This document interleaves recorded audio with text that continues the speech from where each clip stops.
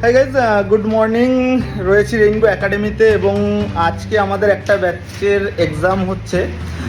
কিছুদিন আগে এই ব্যাচটা নতুন ছিল, আমাদের দেখতে দেখতে 4 মাসের জার্নি আমরা কমপ্লিট করে ফেলেছি এবং আমাদের প্রপার ট্রেনিং ডেজ কমপ্লিট হয়ে গেছে এবং আজকের দেখছো সবাই এক্সাম দিচ্ছে এবং আজকে এক্সাম এবং আগামী কয়েকদিনের মধ্যেই সার্টিফিকেট ডে।